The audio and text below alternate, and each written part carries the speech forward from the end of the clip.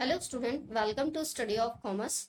जैसा कि आपको पता ही है कि यूजीसी नेट कॉमर्स का आपका एग्जाम होने वाला है, जो कि आपका 29 सितंबर को है। ठीक है, तो मैं आप लोगों के लिए एक प्लेलिस्ट लेके आई हूँ जिसमें मैं आपको यूजीसी नेट कॉमर्स में प्रीवियस ईयर में जो भी क्वेश्चंस पूछे गए हैं उनको डे बाय डे मैं एक्सप्लेन करने की कोशिश कर रही हूँ। ठीक है, तो सबसे पहले तो अगर आप कॉमर्स के किसी भी एग्जाम की प्रिपरेशन कर रहे हो तो इस चैनल को सब्सक्राइब कर दीजिएगा। मैं आपकी ज़्यादा से ज़्यादा हेल्प करने की कोशिश करूँगी। ठीक है, तो चलिए आज का वीडियो स्टार्ट करते हैं। ये हमारा पार्ट 3 रहेगा। इससे पहले मैं ऑलरेडी 2 पार्ट अपलोड कर चुकी हूँ और वीडियो ज़्यादा लंबा भी नहीं रहता, आपका 7-8 मिनट का रहता है। ठीक है, तो उसको आप देख के जरूर जाइएगा, आपकी बहुत हेल्प होगी। ठीक है, तो चलिए आज का वीडियो स्टार्ट करते हैं। आज का हमारा जो पहला क्वेश्चन है वो है a concept in retailing that helps explain the emergence of new retailers is called the hypothesis. ठीक है, तो बीच में फिल इन द ब्लैंक्स है, यानी कि फुटकर विक्रय से संबंधित अवधारणा जो नूतन फुटकर विक्रेताओं के उद्भव की व्याख्या करती है, कौन सी प्राकल्पना कहलाती है। ठीक है, तो 4 ऑप्शन दिए हुए हैं। एक आपका प्रोडक्ट लाइफ साइकिल है, दूसरा आपका सर्विस असॉर्टमेंट है, तीसरा आपका रिटेल लाइफ साइकिल है और चौथा आपका व्हील ऑफ रिटेलिंग है। ठीक है, तो इसका आंसर हमारा डी हो जाएगा। ये क्वेश्चन हमारा यूजीसी नेट एग्जाम में आया था जून 2014 में। ठीक है, तो व्हील ऑफ रिटेलिंग एक ऐसा कॉन्सेप्ट है रिटेलिंग का जो कि हेल्प करता है एक्सप्लेन करने में न्यू रिटेलर्स के इमरजेंस को। तो यहाँ पर व्हील ऑफ रिटेलिंग आ जाएगा। ठीक है, चलिए इसका एक्सप्लेनेशन देखते हैं। फुटकर विक्रय से संबंधित अवधारणा जो नूतन फुटकर विक्रेताओं के उद्भव की व्याख्या करती है, फुटकर व्यापार का पहिया यानी कि व्हील ऑफ रिटेलिंग के प्रकल्पना कहलाती है। ठीक है, इसके 4 स्तर निम्नवत हैं। इसके 4 स्तर यानी कि स्टेजेस होती हैं। एक आपकी तीव्र निगमन, दूसरी आपकी ऊंचा मूल्य, तीसरी आपकी ऊंचा मार्जिन और फोर्थ आपकी ऊंची ख्याति। ठीक है, तो ये आपके 4 तरह के स्टेजेस इसमें होती है, व्हील ऑफ रिटेलिंग कहलाता है। ठीक है, नेक्स्ट क्वेश्चन देखते हैं हम। ये हमारा यूजीसी नेट पेपर 2 एग्जाम दिसंबर 2019 में पूछा गया है। ठीक है, In which of the following years the Bretton Woods agreements was signed by the delegates from 44 nations which led to the establishment of the IMF? यानी कि निम्नलिखित में से किस वर्ष 44 राष्ट्रों के प्रतिनिधि मंडलों द्वारा ब्रिटेन वुड्स करार कर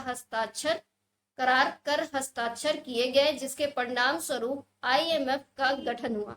ठीक है, तो यहाँ पे हमारा आंसर सी हो जाएगा इस क्वेश्चन नंबर 2 का। 1944 सन में जो है ये आपका ब्रिटेन और एग्रीमेंट जो है साइन किया गया है, जिसमें IMF इस्टेब्लिश हुआ है।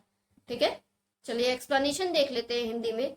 वर्ष 1944 में 44 राष्ट्रों के प्रतिनिधि मंडलों द्वारा ब्रिटेन वुड करार पर हस्ताक्षर किए गए, जिसके परिणाम स्वरूप IMF अर्थात अंतरराष्ट्रीय मुद्रा कोष का संगठन किया गया। ठीक है, तो 1944 में इसका गठन किया गया IMF का।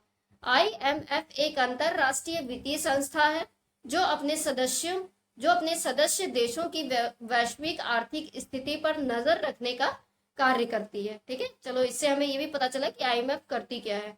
IMF का मुख्यालय वॉशिंगटन DC संयुक्त राज्य अमेरिका में है। IMF की विदेश मुद्रा SDR स्पेशल ड्रॉइंग राइट्स कहलाती है। तो SDR और CDR पे तो मैंने एक वीडियो बना रखा है, आप देख लीजिएगा तो आपको क्लियर हो जाएगा कि SDR क्या होता है और CDR क्या होता है। ठीक है, चलिए नेक्स्ट क्वेश्चन देखते हैं। नेक्स्ट क्वेश्चन है हमारा, according to FEMA foreign exchange does not include. तो फेमा यानी कि FEMA के अनुसार विदेशी विनिमय शामिल नहीं है। तो विदेशी विनिमय में क्या चीज शामिल नहीं है? तो पहला आपका deposits payable in any foreign currency, किसी विदेशी मुद्रा में देय जमा राशि। दूसरा है आपका bills of exchange drawn in Indian currency but payable in any foreign currency, यानी कि भारतीय मुद्रा में आहरित विनिमय बिल किंतु किसी विदेशी मुद्रा में दे। चौथा है आपका travellers cheques drawn by institution outside India but payable in India currency, Bharat के बाहर स्थित संस्थाओं द्वारा आहरित यात्री चेक किंतु भारतीय मुद्रा में दे। और चौथा है आपका drafts drown bye banks outside India and payable in foreign currency, Bharat के बाहर स्थित बैंकों द्वारा आहरित ड्राफ्ट और विदेशी मुद्रा में दे।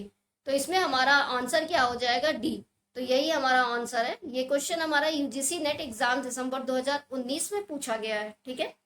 तो फेमा के अनुसार विदेशी विनिमय के अंतर्गत भारत के बाहर स्थित बैंकों द्वारा आहरित ड्राफ्टों और विदेशी मुद्रा में देयता को शामिल नहीं किया जाता। फेमा का पूरा रूप विदेशी मुद्रा प्रबंधन अधिनियम है।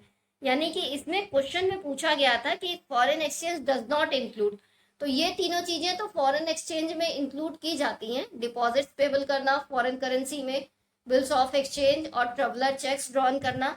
लेकिन ये जो चौथा ऑप्शन है, draft drawn by bank outside India, ये आपका फेमा में नहीं इंक्लूड किया जाता, ठीक है। चलिए नेक्स्ट क्वेश्चन देखते हैं। नेक्स्ट क्वेश्चन है हमारा, currency swap is the method of, मुद्रा अदला बदला करेंसी स्वैप किसका तरीका है, ठीक है। तो पहला ऑप्शन है हेडजिंग अगेंस्ट फॉरेन एक्सचेंज रिस्क, विदेशी मुद्रा जोखिम के विरुद्ध hedging, speculating in foreign exchange, विदेशी मुद्रा में सट्टेबाजी। तीसरा है आपका leverage instrument used by cooperative banks, यानी कि कोऑपरेटिव बैंकों द्वारा प्रयुक्त लेवरेज लिखित, ठीक है। चौथा ऑप्शन है mode of payment in international trade. तो अगर हम बात करें कि करेंसी स्वैप मेथड क्या होता है, तो वो होता है आपका विदेशी मुद्रा जोखिम के विरुद्ध हेजिंग, यानी कि hedging against foreign exchange risk. तो हमारा ये वाला आंसर हो जाएगा, ठीक है। चलिए अब देखते हैं इसका एक्सप्लेनेशन। सामान्यतः मुद्रा अदला बदली या मुद्रा विनिमय या करेंसी स्वैप के अंतर्गत दो देश परस्पर अपनी मुद्रा में व्यापार करने और आयात निर्यात के लिए अमेरिकी डॉलर जैसी किसी तीसरी मुद्रा के प्रयोग के बिना पूर्व निर्धारित विनिमय दर पर भुगतान करने की अनुमति देते हैं, ठीक है। तो उसी को क्या कहा जाता है, करेंसी स्वैप या मुद्रा की अदला बदली कही जाती है, ठीक है। इस प्रकार से मुद्रा अदला बदली करेंसी स्वैप विदेशी मुद्रा जोखिम के विरुद्ध हेजिंग का तरीका होता है, ठीक है। क्योंकि मुद्रा विनिमय में स्थानीय मुद्राओं में व्यापार किया जाता है, दोनों देश आयात व निर्यात के लिए अपनी अपनी मुद्राओं में भुगतान करते हैं, जिससे तीसरे पक्ष के मुद्रा की आवश्यकता नहीं पड़ती तथा मुद्रा विनिमय पर व्यय नहीं करना पड़ता। साथ ही मुद्रा विनिमय में तरलता को बनाए रखने में सहायता मिलती है एवं देश का भुगतान शेष भी स्थिर रहता है, ठीक है। चलिए नेक्स्ट क्वेश्चन देखते हैं। Which among the following institution is not a part of world bank group. तो इसमें से कौन सी ऐसी इंस्टीट्यूशन है जो आपकी वर्ल्ड बैंक ग्रुप का पार्ट नहीं है, ठीक है।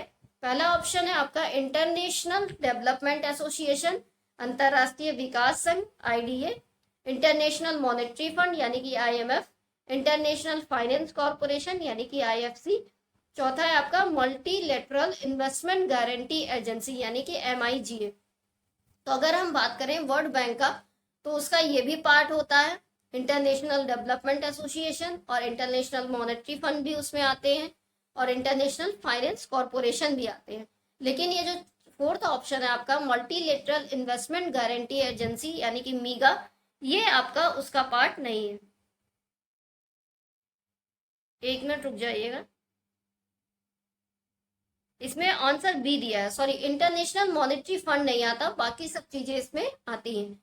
चलिए एक्सप्लेनेशन भी देख लेते हैं। विश्व बैंक समूह निम्नलिखित 5 अंतरराष्ट्रीय संगठनों का एक ऐसा समूह है जो सदस्य देशों को आर्थिक वित्तीय सहायता और वित्तीय सलाह देता है। तो इसमें आपका IBRD आता है, IFC आता है, IDA आता है, ICSID आता है और मीगा यानी कि बहुपक्षीय निवेश गारंटी एजेंसी भी आती है। लेकिन आपका ये जो बी ऑप्शन है इंटरनेशनल मॉनेटरी फंड यानी कि IMF नहीं आता, अंतरराष्ट्रीय मुद्रा कोष आपका वर्ल्ड बैंक ग्रुप में नहीं आता, ठीक है। तो आप भी मेरी तरह गलती मत करिएगा, इसको याद रखिएगा। विश्व बैंक समूह के 4 संस्थाओं का प्रतिनिधित्व करने वाली कार्यकारी निर्देशकों के 4 बोर्ड है, जो कि आपके IBRD, IDA, IFC एवं MIGA। तो IBRD के आर्टिकल्स ऑफ एग्रीमेंट के तहत बैंक का सदस्य बनने के लिए किसी देश को पहले अंतरराष्ट्रीय मुद्रा कोष यानी कि IMF में शामिल होना अनिवार्य होता है, ठीक है। चलिए नेक्स्ट क्वेश्चन देखते हैं हम। नेक्स्ट क्वेश्चन आपका यूजीसी नेट जून 2019 में पूछा गया है। Quantitative import restrictions that limit the quantity of a product being imported is called.